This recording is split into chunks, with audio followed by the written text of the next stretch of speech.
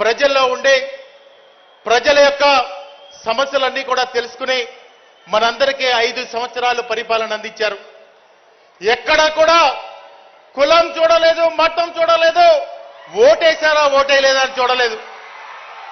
ఇంత మంచి పరిపాలన అందించినటువంటి జగన్మోహన్ రెడ్డి గారికి నేను చేతులెత్తి నమస్కారం చేస్తా ఉన్నా.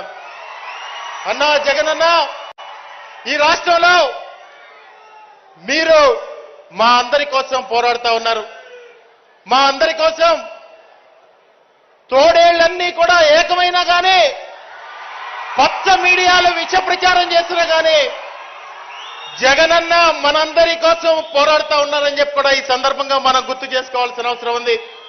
ఈరోజు విద్యా దీవెన కార్యక్రమాన్ని జగనన్న పామరులో బటన్ నొక్కి ప్రారంభించడం చాలా సంతోషంగా ఉంది. జగనన్న విద్యా వ్యవస్థలో అన్ని కూడా మార్పులు తీసుకొచ్చారు.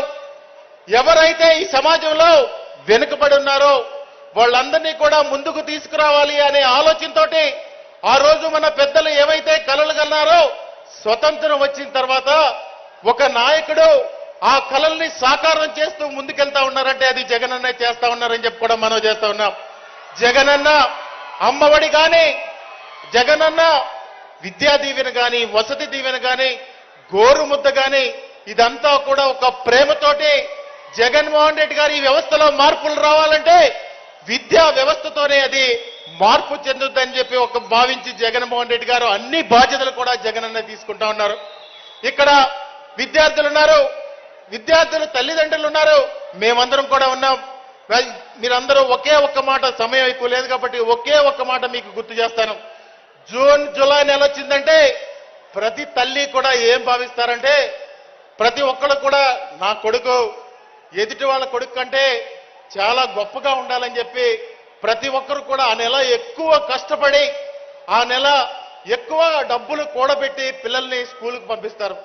కానీ జగన్మోహన్ రెడ్డి గారు ఆ బాధ్యత కూడా ఉంచట్లేదు. జగన్మోహన్ రెడ్డి గారు జగనన్న విద్యా కానుక ద్వారా ప్రతి ఒక్కరికి ఒక పారదర్శకంగా ఆ బాధ్యతను కూడా తీసుకుంటా ఉన్నారు. మీరందరూ ఒకటే ఆలోచన చేయండి. జగన్మోహన్ రెడ్డి గారు ఈ రాష్ట్రంలో మనందరి కోసం జగన్మోహన్ రెడ్డి గారు లేకపోతే మన పరిస్థితి ఏంటో ఒక్కసారి మనందరం కూడా ఆలోచన చేయాలి. ఎంతమంది ఎన్ని కుట్రలు చేస్తా ఉన్నారో మనందరం కూడా చూస్తా ఉన్నాం.